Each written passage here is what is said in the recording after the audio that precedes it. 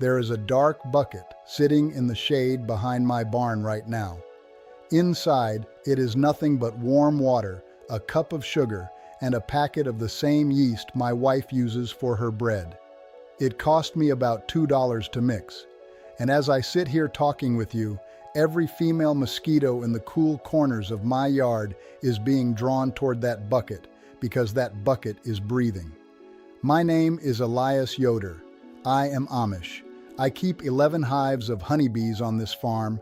My wife tends half an acre of flowers and herbs the pollinators depend on, and I have not slapped a mosquito at my own supper table in years. We keep no spray truck, no electric zapper, no chemical company on retainer. What we keep instead is an old understanding of what this creature actually wants, and a way to turn it against her for the price of a loaf of bread. I'm going to show you how to build it this weekend, in the order I do it, with what it costs and where to set it. And then I'm going to tell you the part that should sit uneasy with you, which is why the man in the white truck will never say one word about it. Stay with me. Let me start with what most folks get wrong, because if you do not understand this, nothing else will work. The mosquito does not find you by luck. She does not see you across the yard. She finds you by your breath. Every time you exhale, you put out a thin plume of carbon dioxide, the same gas that rises off warm skin and a working body, and she follows that plume up the wind the way a hound follows a scent line. That is her one great weakness. She is built to chase breath, and once you know that, you can build her a breath that is not yours, set it in a far corner, and let her chase it there instead. My grandfather understood this before anyone said the word carbon dioxide at his kitchen table.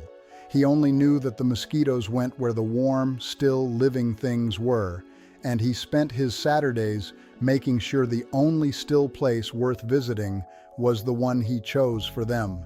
He walked the whole property every week with an empty coffee can, tipping out every saucer and tarp pocket and forgotten pail, and he called it walking the line. The English want to swat the mosquito after she is already on their arm. We would rather she never come looking for us at all. So here is what I want you to do this weekend. You will need 3 things, and none of them are dear. A dark bucket, brown or black, never white. A cup of sugar and a packet of plain baking yeast, and a few drops of ordinary dish soap. You fill the bucket partway with warm water and stir in the sugar until it dissolves. Then you add the yeast. Now, yeast is a living thing, the same little creature that lifts a loaf of bread, and the moment it touches that sugar water, it begins to eat. And as it eats, it breathes out carbon dioxide, the very gas the mosquito is hunting for. You have built a counterfeit breath in a bucket. Last of all, you add a few drops of dish soap, just enough to break the skin of the water so that any mosquito who lands to investigate cannot stand on the surface and float. She sinks, and she does not climb back out. That is the whole of it. Warm water, a cup of sugar, a packet of yeast, a few drops of soap in a dark bucket. About $2 of goods from the kitchen, and it will run a trap all summer. Now the placing is where folks go wrong, so hear me. You set that bucket in a shaded corner, well away from where the family sits, never beside the porch, because you are drawing the enemy away from your camp, not toward it. A mosquito rests in cool, dim, sheltered spots through the heat of the day, and a dark bucket tucked in the shade is exactly the hideout she is looking for. I will tell you a small trick that doubles the catch. Set the bucket inside a cardboard box with the lid partway closed. The same trap will pull far more mosquitoes from inside that dim box than it ever will standing in the open, because now you have given her the cave she wants. The yeast feeds hardest for about 30 to 36 hours, and through that window it pours out its strongest signal. After that it goes quiet, so every 2 days you pour the old batch onto a gravel patch away from the garden and mix a fresh one. That is the whole upkeep. And I will be honest with you about what it does, because an old method is only worth your time if a man tells you the truth about it.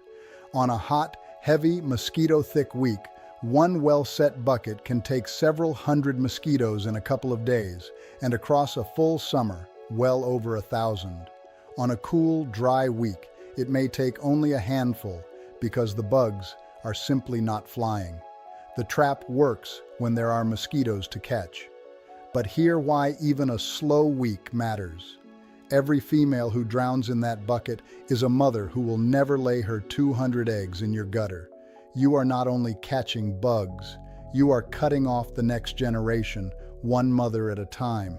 Before I show you the second bucket, let me say one thing to the folks who mean to actually do this and not only watch it. I go through the comments on this channel myself, and I answer the real questions, the ones about your climate and your stubborn wet corner, and the bucket that keeps drawing ants instead. So if you build one, come back and tell me how it went, and ask me what is not working. That is how these old ways stay alive, by neighbors trading what they have learned.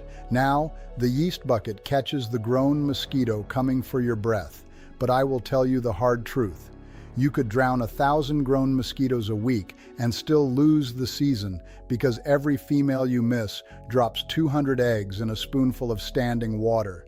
The adult is the problem you see. The egg is the problem that matters. So we keep a second bucket that does the opposite work. Instead of catching the mother, it kills her young in the water before they ever grow wings. You take a second bucket, fill it with plain water, toss in a handful of grass clippings, and let it sit in the shade until it goes a little stale and swampy. To a mosquito mother, that is the finest piece of land on your whole property, a quiet, dark nursery. She will fly right past my wife's clean bird bath to lay her eggs in that swampy bucket.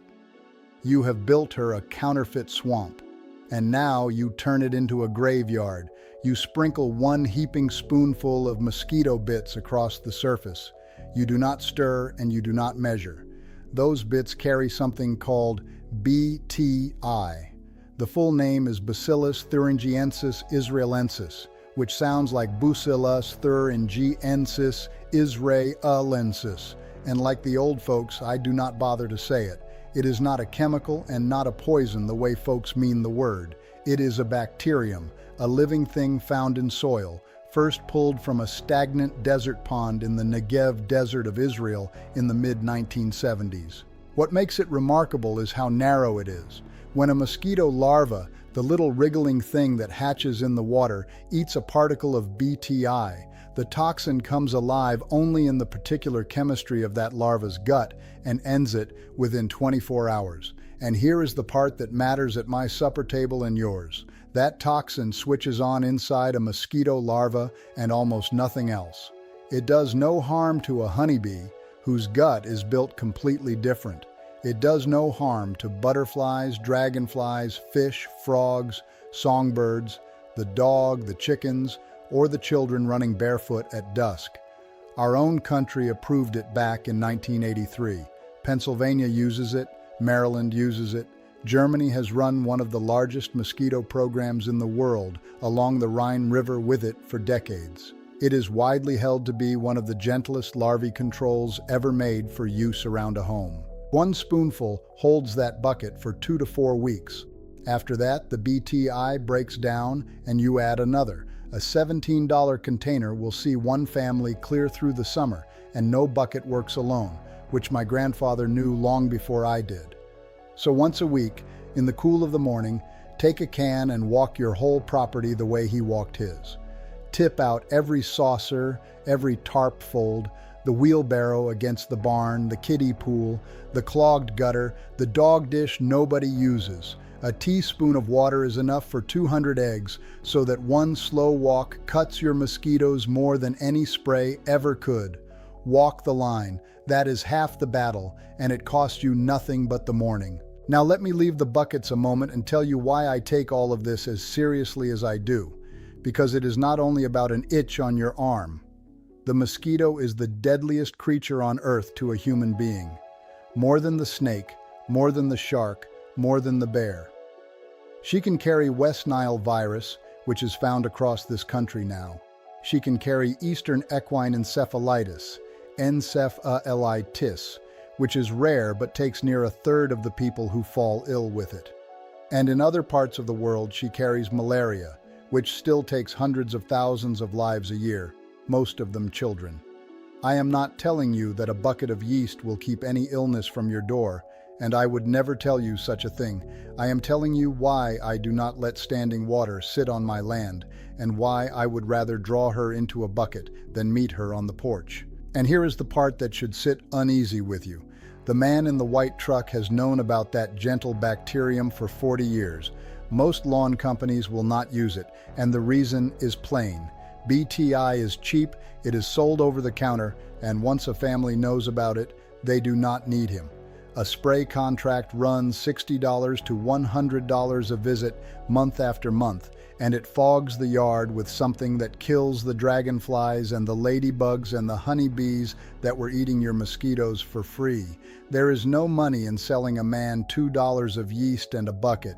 There is a great deal of money in the white truck, so nobody films a commercial for the breathing bucket, and a whole township comes to believe the only answer is the chemical and the contract. It is not.